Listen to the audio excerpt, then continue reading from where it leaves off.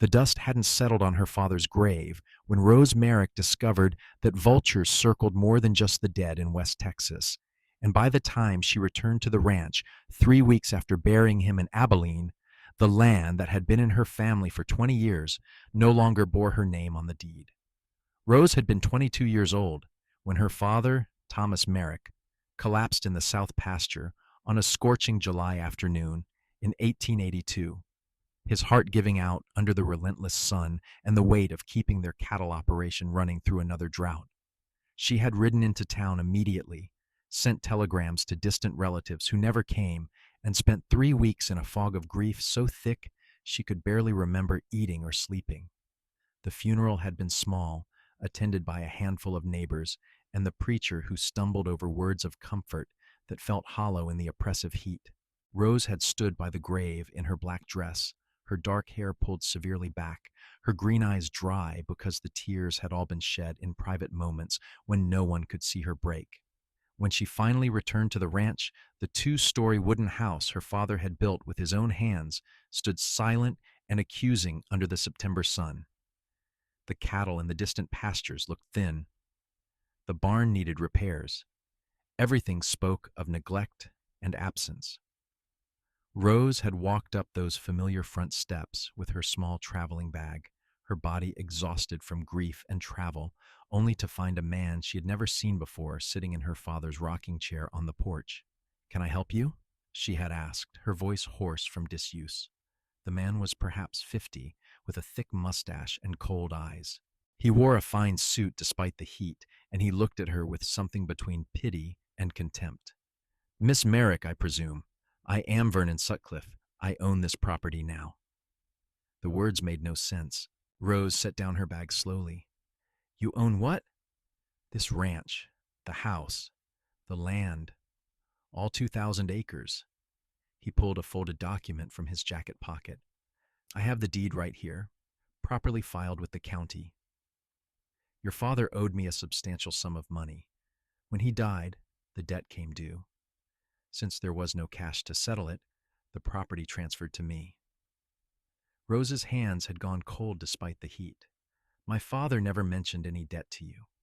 "Nevertheless, it existed." Vernon Sutcliffe stood, unfolding himself to his full height. "I am not an unreasonable man, Miss Merrick. You may have until the end of the week to collect your personal belongings. After that, I will expect you to vacate." She had tried to speak, to argue, to demand proof, but he simply handed her the document and walked past her down the steps to a waiting buggy. Rose stood on her own porch, holding a deed that claimed Vernon Sutcliffe owned everything her father had worked for, everything that should have been hers. The signature at the bottom looked like her father's, but something about it seemed wrong, the letters slightly too careful, too practiced. That night, Rose slept in her childhood bedroom and tried to think through the fog of shock.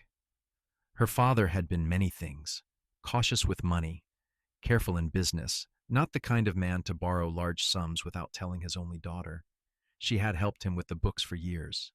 There had been no record of any debt to Vernon Sutcliffe or anyone else beyond the normal expenses of running a ranch.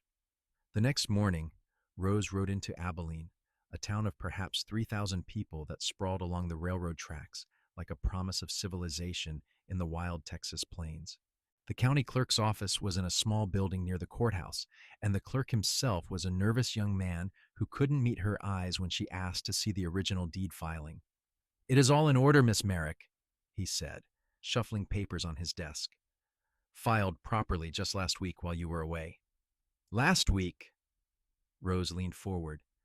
"My father died over a month ago." The clerk's Adam's apple bobbed. "The deed was dated before his death. Mr. Sutcliffe simply filed it after the fact. That is his right." "I want to see it. I want to see my father's signature." The clerk hesitated, then pulled out the record book. Rose studied the signature carefully. It looked right at first glance, but she had seen her father's signature 1,000 times. This one had the correct letters, the correct general shape, but it lacked the slight tremor her father had developed in his right hand after injuring it in a riding accident 5 years ago. This signature was too smooth, too confident. This is a forgery, Rose said quietly. The clerk pulled the book back quickly. That is a serious accusation, Miss Merrick. If you have proof, you should take it to Judge Harrison. Judge Matthew Harrison held court in Abilene twice a month, and Rose learned he was not due back in town for another week. She spent that week packing her belongings as slowly as possible, feeding the cattle that Vernon Sutcliffe's men were already starting to rebrand, and asking questions around town. What she learned made her blood run cold.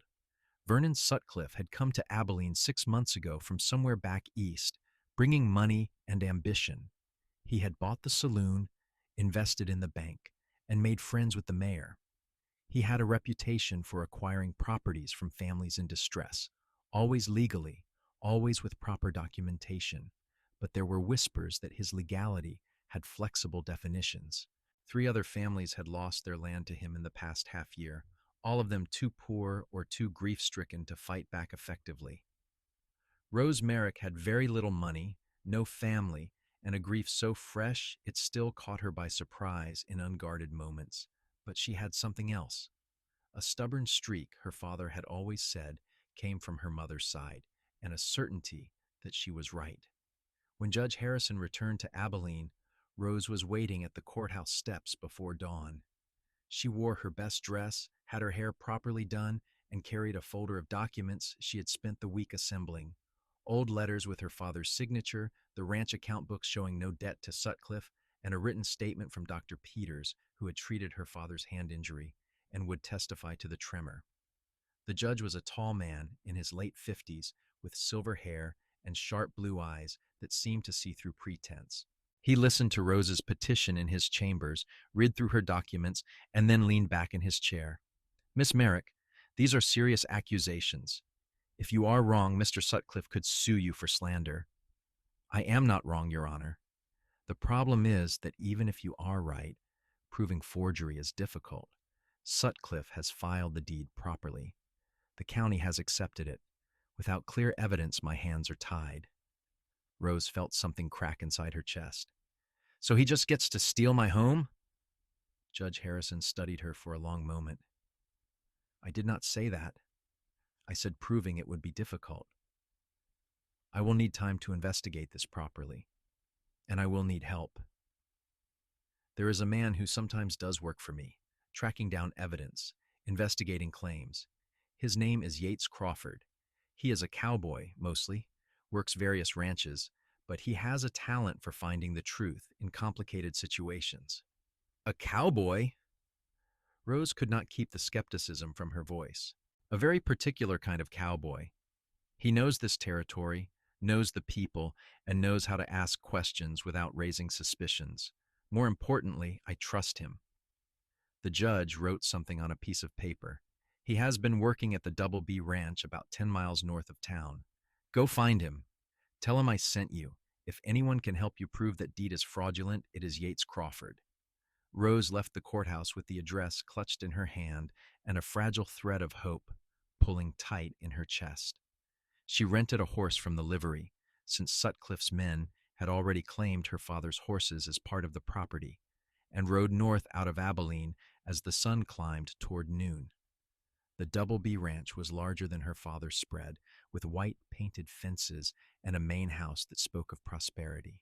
Rose asked for Yates Crawford at the main barn and was directed to the breaking corral where a man was working with a young horse that clearly did not want to be worked with. Rose leaned against the fence and watched.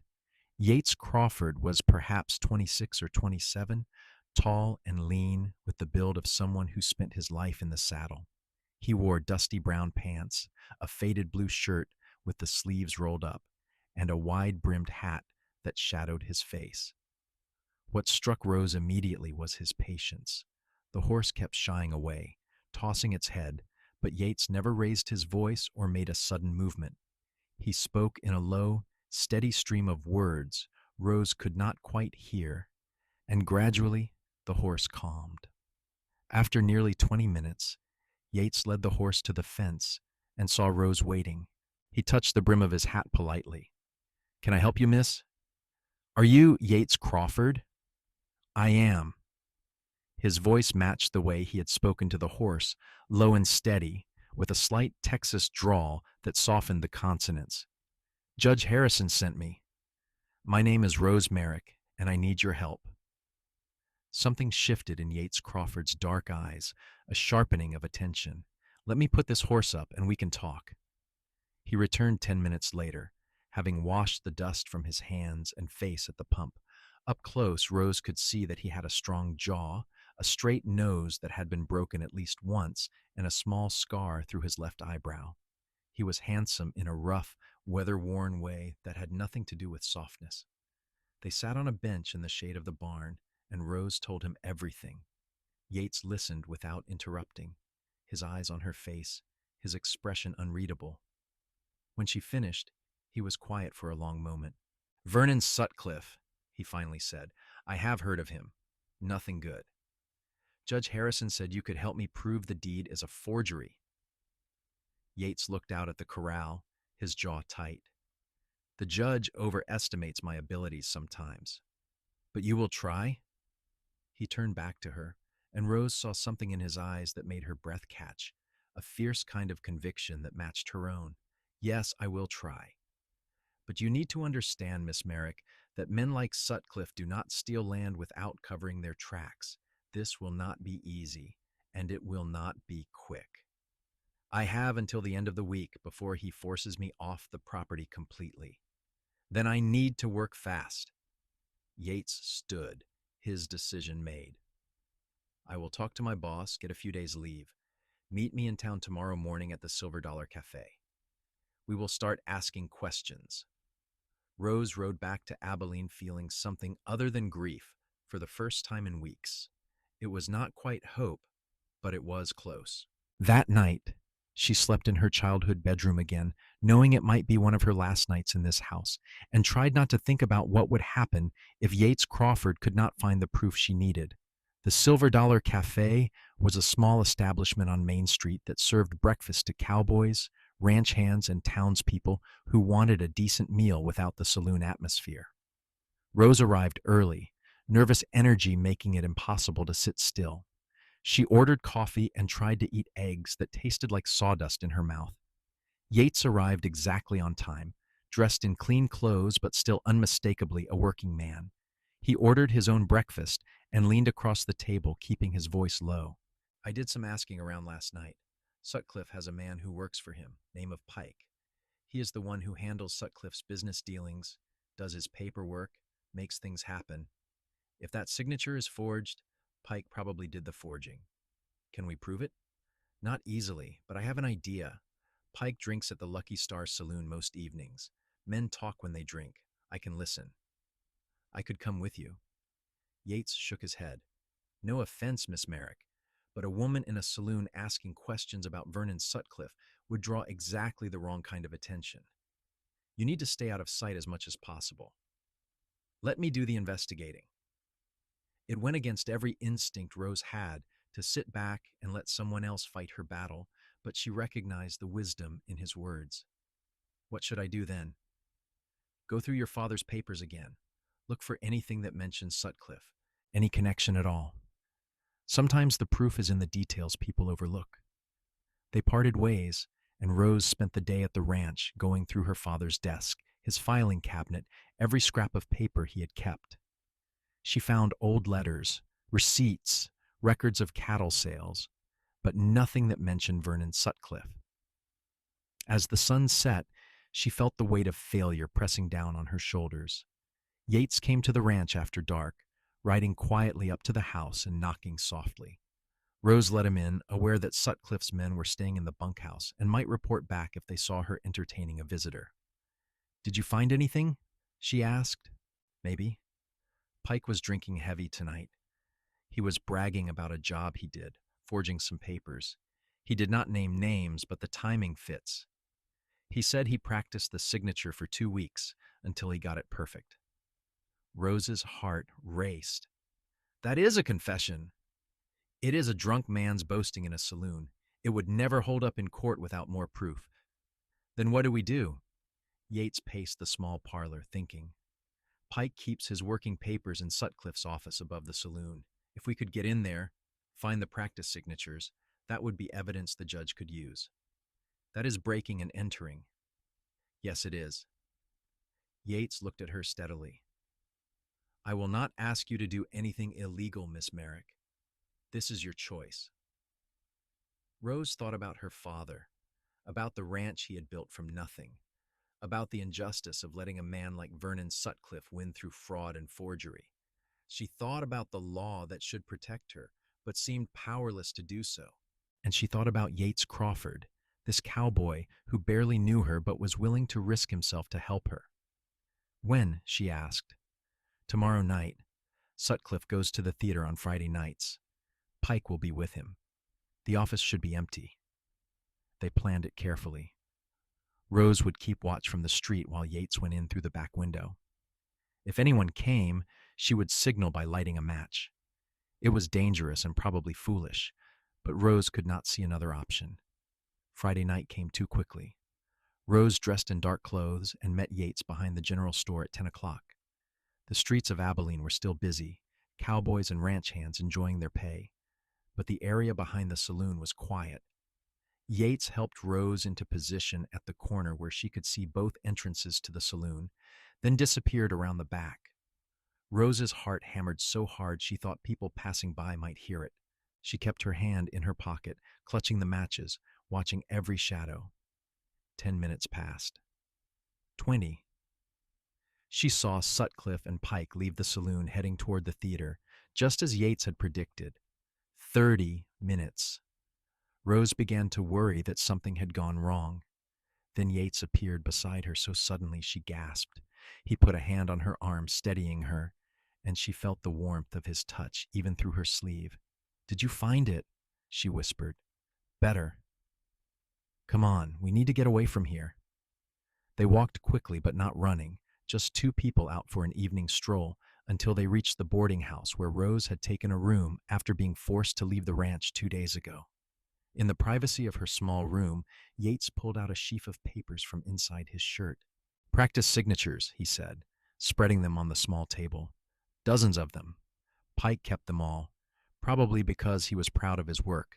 Look, you can see him getting closer and closer to matching your father's style. Rose stared at the papers, her hands shaking. There, in black ink, was the evidence she needed. The progression from clumsy imitation to near-perfect forgery, all in Pike's handwriting on the surrounding notes. This will do it, she said, her voice breaking. This will prove what he did.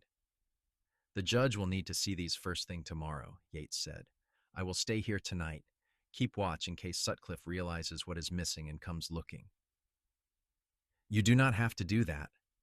Yes, I do. His dark eyes met hers, and Rose saw something there that made her pulse quicken for reasons that had nothing to do with fear or anger. Besides, I want to see this through. Want to see you get your land back. They sat together in that small room as the night deepened, talking in low voices.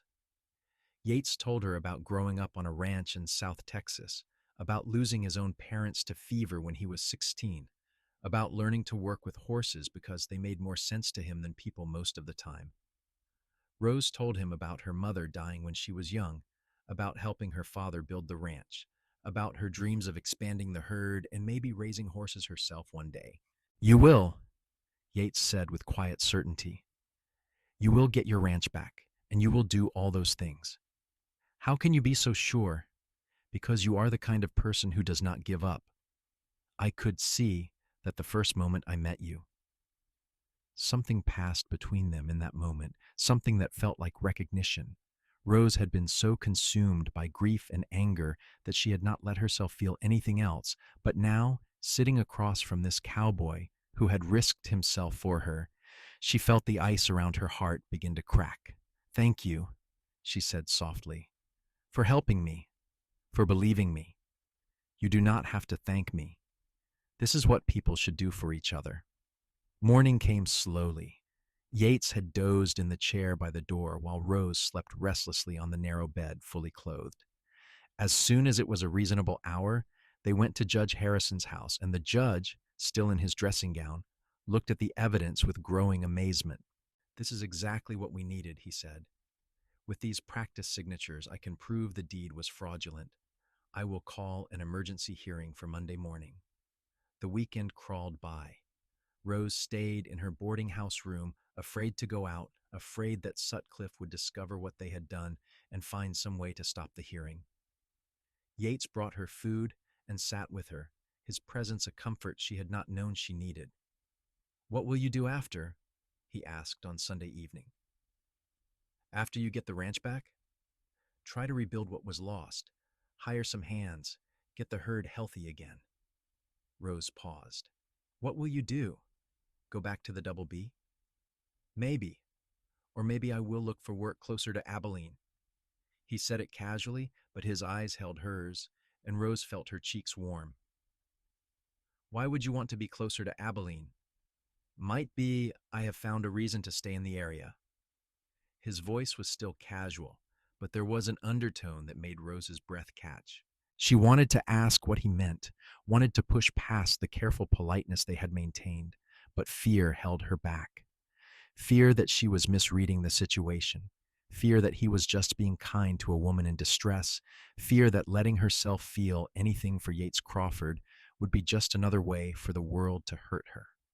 Monday morning arrived with a gray sky that threatened rain, the courthouse filled with curious townspeople who had heard about the case. Vernon Sutcliffe sat at the front with his lawyer, looking confident. Pike sat behind him, his eyes darting nervously around the room. Judge Harrison called the hearing to order and asked Rose to present her case. She stood, her voice steady despite her pounding heart, and told the whole story. Then Yates Crawford was called to testify about finding the practice signatures, and Judge Harrison admitted the papers as evidence. The courtroom buzzed. Sutcliffe's lawyer objected, claiming the documents had been obtained illegally, but Judge Harrison cut him off. "These documents prove a crime was committed. The method of discovery is secondary to the fact that we now have evidence of forgery and fraud. Mr. Pike, do you care to explain why you kept practice copies of Thomas Merrick's signature?" Pike went pale. He looked at Sutcliffe, who gave him a cold stare, and then Pike seemed to collapse in on himself. "I was paid to do it," he said quietly. "Mr. Sutcliffe wanted the Merrick land. He had me forge the deed and the loan documents. Said it would be easy since Merrick had just died, and his daughter was too grief-stricken to fight back." The courtroom erupted. Judge Harrison slammed his gavel down repeatedly until order was restored. Vernon Sutcliffe stood, his face red with fury. "That man is lying," he said. "I never instructed him to forge anything." "Then why did you file a deed with a forged signature?" Judge Harrison's voice was ice. "I did not know it was forged.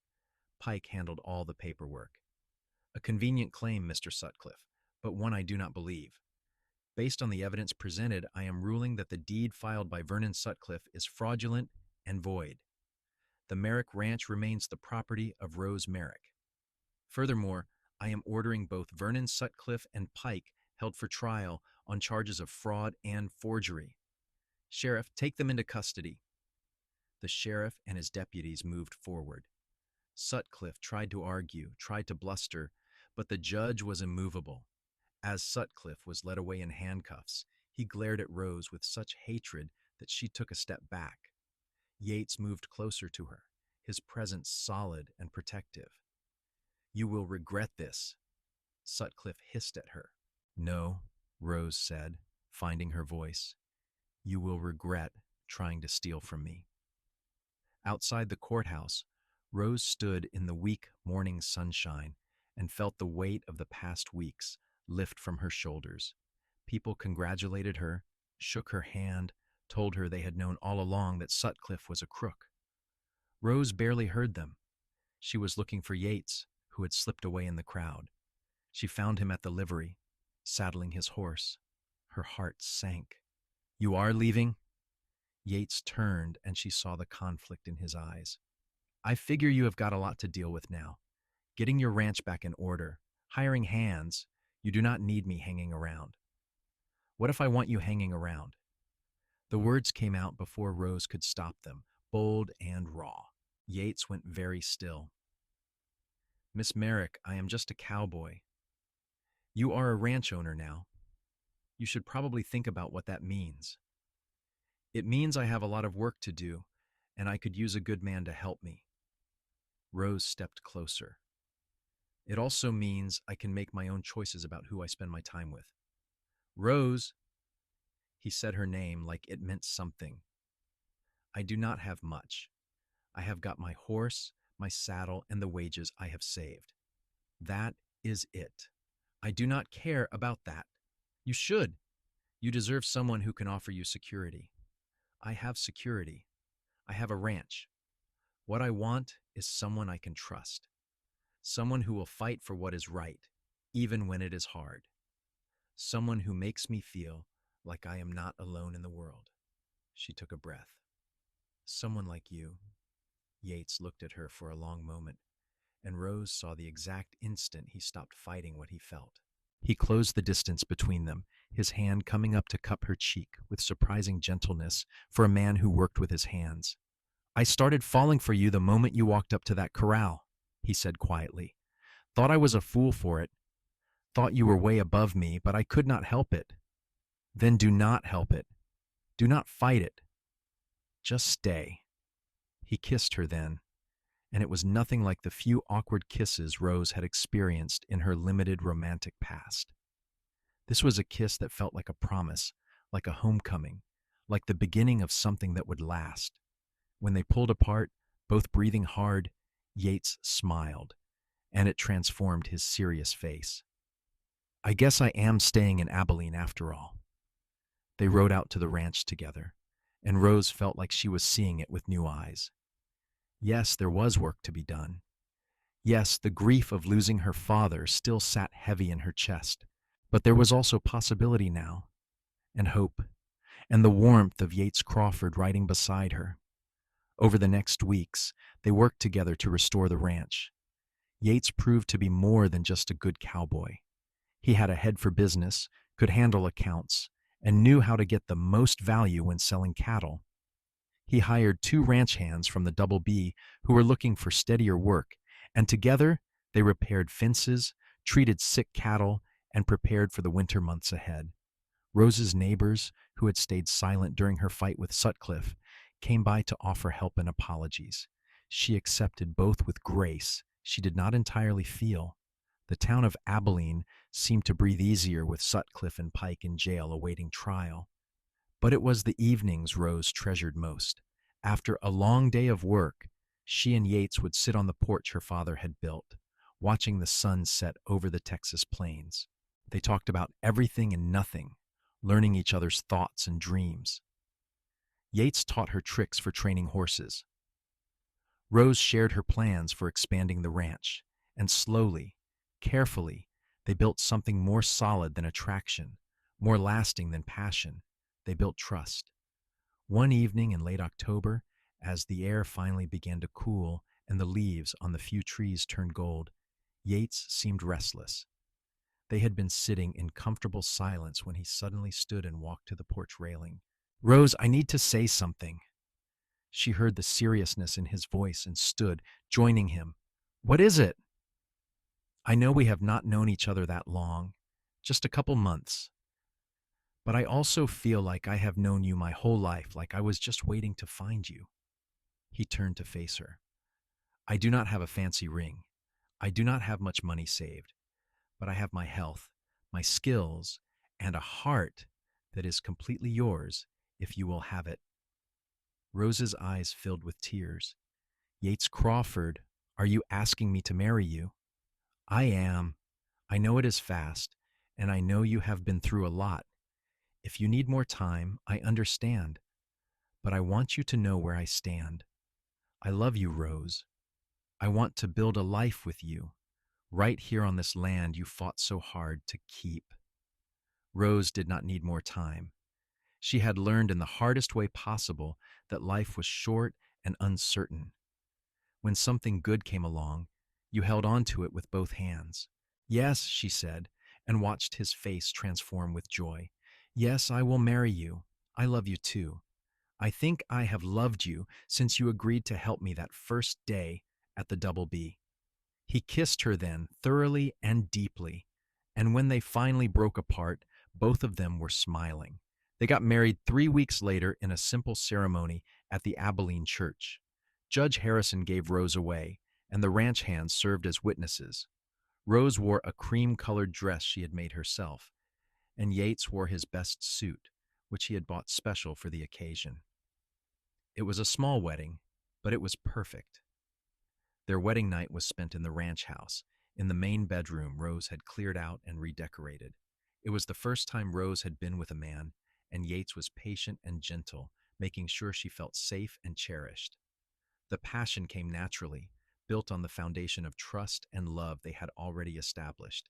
Afterward, lying in Yates's arms, Rose felt complete in a way she had not since before her father died. The trial of Vernon Sutcliffe and Pike happened in December.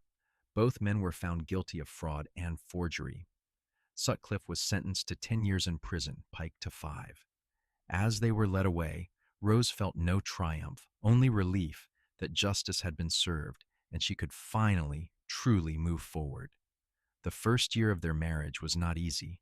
Running a ranch required constant work, and there were setbacks. They lost cattle to illness. A late spring storm damaged the barn roof. Money was tight. But through all of it, Rose and Yates worked side by side, equal partners in every sense. Yates never tried to take over or make decisions without consulting her. Rose learned to lean on him when she needed support and to give him space when he needed to work through problems on his own. What surprised Rose most was how happiness could coexist with grief. She still missed her father. There were days when something would remind her of him, and the loss would hit her all over again. But Yates understood. He would hold her when she cried and share stories about his own parents, normalizing the grief rather than trying to make it disappear. By their first anniversary in November 1883, the ranch was thriving. The herd had grown. They had hired another ranch hand. Rose had even started her horse breeding program, purchasing 2 mares and a quality stallion from a ranch near San Antonio. Yates worked with the horses with the same patience and skill he had shown that first day she watched him in the corral, and Rose fell in love with him all over again, watching him gentle a nervous yearling. In early 1884, Rose discovered she was pregnant. The news filled her with both joy and terror. Her own mother had died shortly after childbirth, and Rose could not shake the fear that history would repeat itself. Yates was thrilled, but also worried, hovering over her in a way that was both annoying and endearing. "I am not made of glass," she told him, when he tried to prevent her from helping with the horses. "I know that. But you are carrying our baby, and I am going to make sure nothing happens to either of you." Dr. Peters, the same doctor who had treated her father's hand, assured Rose that she was healthy and strong. "Your mother had complications we do not fully understand, but you are different. You are going to be fine." The pregnancy progressed normally through the spring and summer. Rose worked as long as she could, only reluctantly scaling back her activities in the final months. Yates took on more of the physical labor, and the ranch hands stepped up without being asked. The whole ranch seemed to be holding its breath, waiting for the baby. On a hot September afternoon in 1884, Rose went into labor. It was long and painful and terrifying, but Dr. Peters was there, and more importantly, Yates was there, holding her hand, wiping her forehead, telling her she was strong and brave, and could do this. And finally, after hours that felt like years, Rose heard the sharp cry of a newborn. "It is a boy," Dr. Peters said, placing the squirming, red-faced infant on Rose's chest. "A healthy boy." Rose looked down at her son, at his tiny fingers and shock of dark hair, and felt a love so fierce it took her breath away. Yates leaned over them both, his eyes wet with tears, and touched the baby's cheek with one gentle finger. "He is perfect," Yates whispered. "You are perfect. Thank you, Rose. Thank you for this." They named him Thomas Merrick Crawford, after Rose's father. From the beginning, Tommy was a demanding baby, crying lustily when he wanted food or attention, but he was also healthy and strong. Rose recovered quickly from the birth, her fears of complications proving unfounded. Watching Yates with their son filled Rose with a contentment she had not known was possible. Yates was a natural father, patient and playful, singing soft songs to Tommy when he was fussy, walking the floor with him in the middle of the night so Rose could sleep. The cowboys who worked on the ranch became honorary uncles, entertaining Tommy with tricks and stories as he grew from infant to toddler. The ranch continued to prosper. Rose's horse breeding program gained a reputation for quality, and they began to sell trained horses to other ranches and to the army. Yates's skill with horses was becoming known throughout Texas, and people would travel to the Merrick Crawford Ranch specifically to have him work with difficult animals. In 1886, Rose became pregnant again. This time, there was less fear and more excitement. Tommy was 2 years old, a sturdy little boy who followed his father everywhere and peppered his mother with endless questions. The second pregnancy was easier than the first, and when Rose gave birth in the spring of 1887, it was to a daughter. They named her Ruth Catherine Crawford, and she was quieter than her brother had been, content to watch the world with serious blue eyes that reminded Rose of Yates.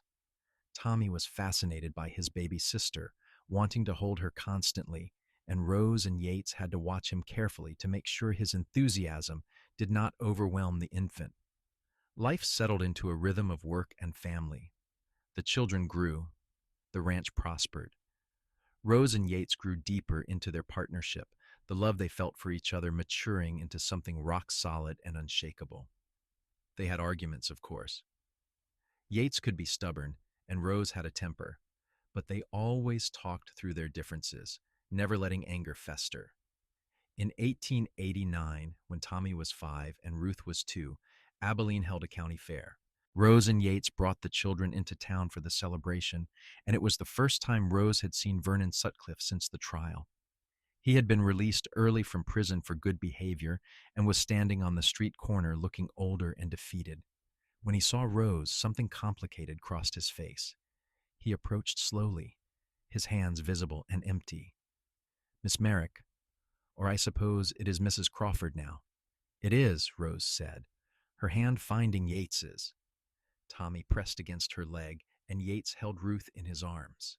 They presented a united front. "I owe you an apology," Sutcliffe said, and he sounded sincere. "What I did was wrong.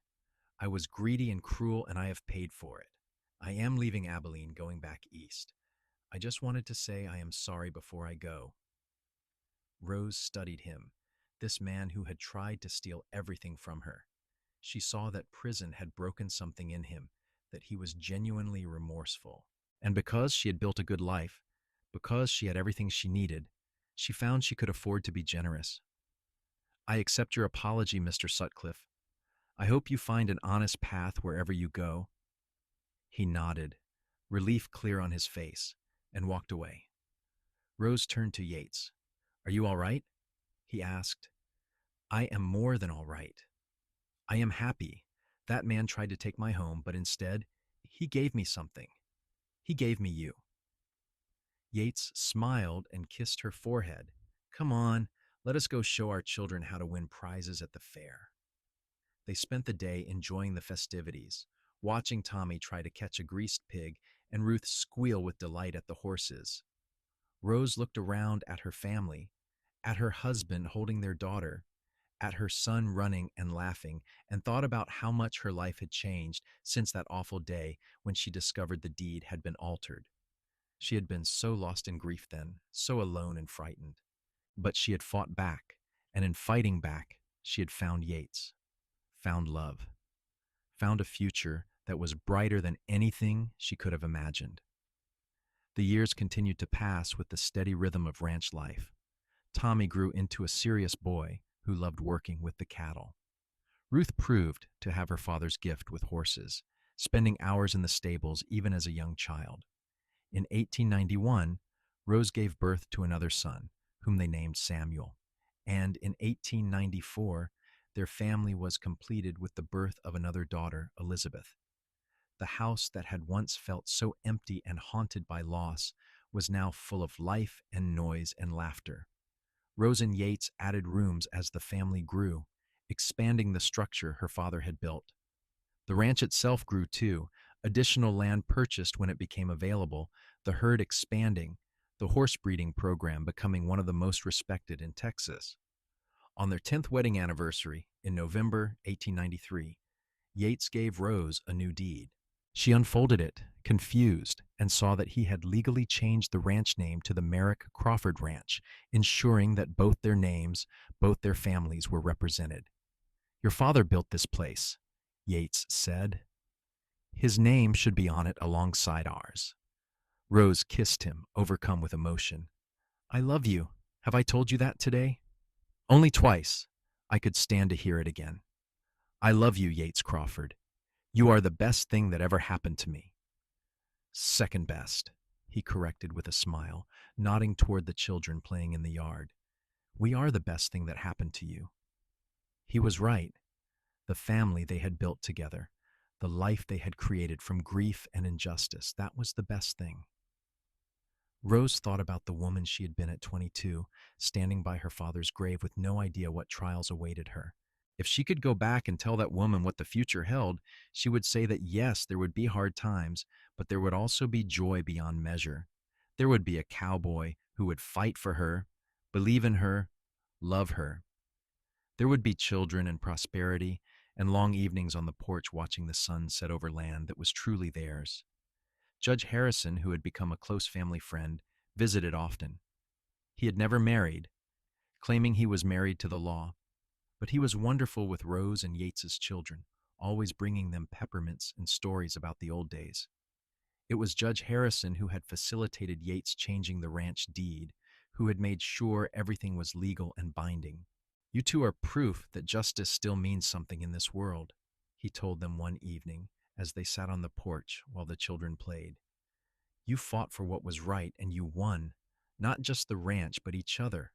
That matters."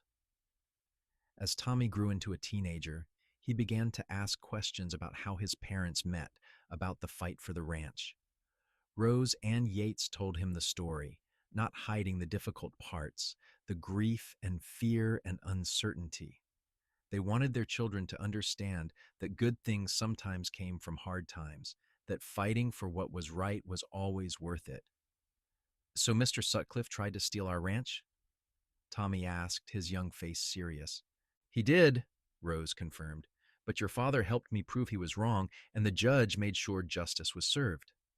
"What happened to Mr. Sutcliffe?" "He went to prison, and then he left Texas. I have not heard of him since the day at the fair." Tommy thought about this. "I am glad Father helped you. Otherwise, we would not be here." "That is exactly right," Yates said, pulling Rose close. "Sometimes the worst things lead to the best things. Your mother lost her father, lost this ranch temporarily, but in fighting to get it back, we found each other." Ruth, listening from her perch on the porch railing, piped up. "That is romantic." "It is," Rose agreed. "But it is also real. Real love is not just the easy moments. It is standing beside each other when things are hard. It is fighting together for what matters." As the children grew older and more independent, Rose and Yates found they had more time for each other. They still worked the ranch together, but they also took rides out to the far pastures just to be alone, had long conversations by the fire after the children were in bed, rediscovered the passion that had always existed between them. Their marriage deepened and matured, becoming something both comfortable and exciting. In 1898, Tommy turned 14 and announced he wanted to work the ranch full-time rather than continue his schooling. Rose and Yates discussed it at length and decided to let him as long as he continued reading and educating himself. Ruth, now 11, was already talking about breeding horses professionally. Samuel, at 7, showed more interest in books and numbers than ranch work, and Rose encouraged that, thinking he might become a lawyer or accountant someday. Elizabeth, the baby at 4, was still too young to show clear preferences, but she seemed to have inherited her mother's stubborn streak. The turn of the century came, and with it changes to Texas and the West. The wild frontier was disappearing, replaced by towns and railroads and civilization. But the Merrick Crawford Ranch remained a working cattle and horse operation, respected throughout the region. Rose was now in her late 30s, Yates in his early 40s, and both of them had the weathered look of people who had spent their lives working outdoors.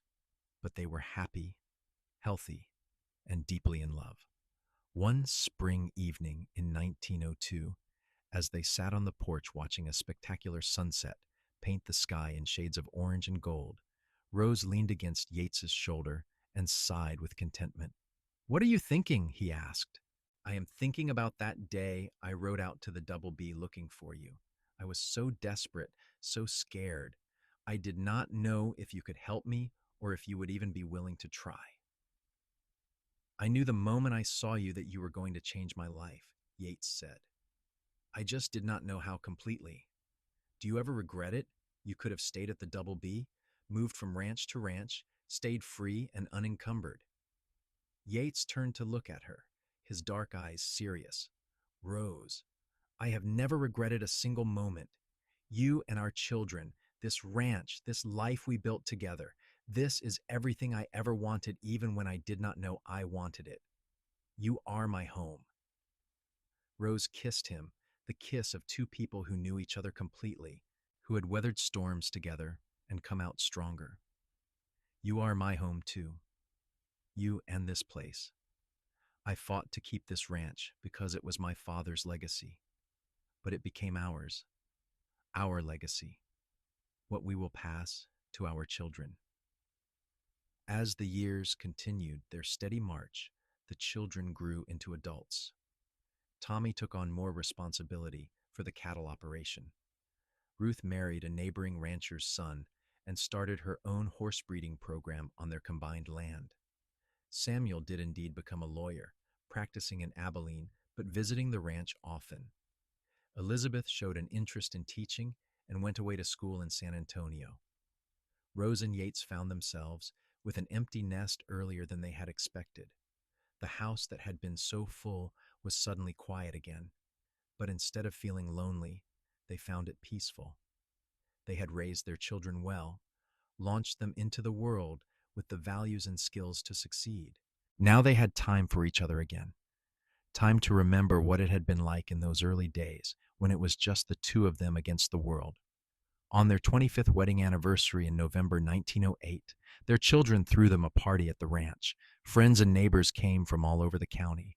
Judge Harrison, now quite elderly but still sharp, made a toast. "25 years ago, I sent a grieving young woman to find a cowboy, hoping he might help her prove a fraud. What I did not expect was that I was bringing together two people who would build one of the finest ranches and one of the strongest marriages in Texas. Rose and Yates, you are an inspiration to all of us. Here is to 25 more years." Everyone raised their glasses, and Rose looked around at the gathering, her children and their families, her friends, her neighbors, the ranch hands who had worked for them for years, and most importantly, Yates beside her, his hand firmly clasping hers. Later that night, after everyone had gone home and they were alone in their bedroom, Yates gave Rose a small box. Inside was a ring, a beautiful gold band, set with a single emerald. "I promised you 25 years ago that I would get you a proper ring someday," he said. "I have been saving for this for years. The emerald matches your eyes." Rose slipped it on her finger, the gold warm against her skin, and felt tears slide down her cheeks. "It is beautiful, but you know I never needed a ring. I had you, and that was always enough." "I know, but I wanted you to have it anyway. Wanted everyone to see that you are cherished, that you are loved." They made love that night with the passion of newlyweds and the comfort of old friends. And Rose thought about how lucky she was, how easily things could have gone differently. If Judge Harrison had not sent her to Yates, if Yates had not agreed to help, if they had not found the evidence to prove the fraud, if she had not been brave enough to tell Yates how she felt. But all those things had happened, each moment building on the last, creating the life she now lived. A life that had started with grief and theft and injustice, but had transformed into something beautiful. The ranch continued to thrive under the management of Rose, Yates, and Tommy. They adapted to the changing times, incorporating new ranching techniques, purchasing better breeding stock, modernizing their operations while still maintaining the traditional values that had built the place. The Merrick Crawford Ranch became known as one of the best run operations in Texas, a place where animals were treated well, employees were paid fairly, and the owners led by example. In 1912, Rose and Yates became grandparents for the first time when Ruth gave birth to a daughter. They named her Rose after her grandmother, and Rose Merrick Crawford felt her heart expand in ways she had not known were possible. Holding her granddaughter, seeing Yates's joy as he met the baby for the first time, Rose was overwhelmed with gratitude for the life they had built. As they aged into their 50s, both Rose and Yates remained active on the ranch, though they relied more heavily on Tommy and the ranch hands for the physical labor. They spent their days overseeing operations, managing the business side of things, and enjoying their growing brood of grandchildren. Ruth and her husband had 3 children. Samuel married a schoolteacher and had 2 daughters. Elizabeth met a doctor in San Antonio and had twin boys. The house that had once been just Rose and her father, then Rose alone in Grieving, then Rose and Yates starting their life together, was now filled with the sounds of grandchildren whenever the family gathered. Rose would watch Yates with the little ones, his patience with them as infinite as it had been with horses and their own children, and fall in love with him all over again. In 1920, Abilene celebrated its 50th anniversary as an incorporated town, and the city asked Rose to speak at the celebration as one of the area's prominent ranchers and businesswomen. Rose stood on the stage in the town square and looked out at the crowd. 50 years ago, Abilene was a rough frontier town, she began. Today, it is a thriving community. My own story mirrors that transformation. 38 years ago, I came back to my father's ranch in grief, only to discover that someone had stolen it through fraud. I could have given up, could have walked away, but instead, I fought back. I found allies in Judge Harrison and in my husband Yates. We proved the truth, and justice prevailed. She paused, finding Yates in the crowd. He was standing with their children and grandchildren, and he smiled at her, the same smile that had won her heart nearly 4 decades ago. But what I gained was so much more than land. I gained a partner, a family, a life beyond anything I could have imagined. That is what Abilene represents to me, a place where justice matters, where good people help each other, where hard times can lead to beautiful outcomes if you are willing to fight for them. The crowd applauded, and Rose stepped down from the stage into Yates's arms. "That was a good speech," he said, kissing her cheek. "It was the truth, all of it." As they walked through the festival with their family around them, Rose thought about the scared 22-year-old girl she had been. That girl had lost her father, lost her home, and felt like her world was ending. But that girl had also been strong enough to fight back, brave enough to accept help, and wise enough to recognize love when it appeared in the form of a patient cowboy with dark eyes and gentle hands. The years continued their inevitable progression. Judge Harrison passed away in 1923, leaving a legacy of fairness and justice. Rose and Yates mourned him deeply and made sure their grandchildren knew about the man who had helped give them the life they had. Tommy took over full management of the ranch in 1925 as Rose and Yates transitioned into a more advisory role. They spent their later years enjoying each other and their family. Yates still worked with horses, though only the ones who needed his special touch, and Rose still managed the financial aspects of the ranch, her head for numbers as sharp as ever. But they also traveled a bit, visiting their children and grandchildren, taking trips to see parts of Texas they had never explored. On their 40th wedding anniversary in 1923, they returned to the spot where Yates had proposed on the porch of the ranch house. The house had been expanded and modernized, but that original porch remained, and they sat in the same spot, looking out over land that was as much a part of them as their own heartbeats. 40 years, Rose marveled. How did it go so fast? Because we were happy, Yates said simply. Time moves differently when you are happy. Do you remember what I said to you that day at the livery when you were going to leave? You said you could use a good man to help you. I said I could use someone I could trust, someone who would fight for what was right, someone who made me feel like I was not alone. Rose took his hand. You have been all of that and so much more. You have been my love, my partner, my best friend.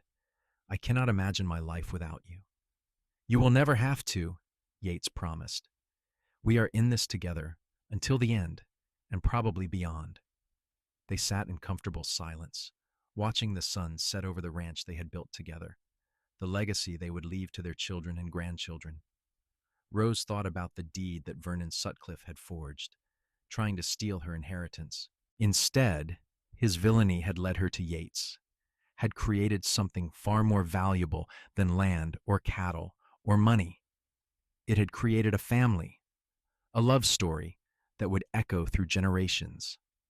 As the stars began to appear in the darkening sky, Yates pulled Rose closer, and she rested her head on his shoulder, right where it belonged. The ranch was quiet around them, peaceful in the evening calm. Somewhere in the distance, a cow lowed softly. In the barn, the horses settled for the night, and in the house behind them, the place where they had raised their children and built their life, lights glowed warmly. I love you, Rose said softly. I love you too, Yates replied. Always have, always will. And there, on the porch of the ranch she had fought to keep, beside the man who had helped her fight, Rose Merrick Crawford felt complete. The grief that had brought her to this point had transformed into something beautiful. The injustice that could have destroyed her had instead been the catalyst for the greatest love she had ever known. Their story was one of loss and redemption, of corruption and justice, of grief and love. But most of all, it was a story about two people who had found each other in the midst of hardship and had built something lasting and true. The Wild West had tested them both, but they had emerged victorious, not just in reclaiming stolen land, but in creating a partnership that would endure for the rest of their lives. As they sat together under the Texas stars, Rose knew that no matter what the future brought, they would face it together, just as they had faced everything else. The cowboy who had changed the deed back with the judge had changed her life in every way that mattered. And she had changed his too, creating between them a love story worthy of the wild frontier that had shaped them both.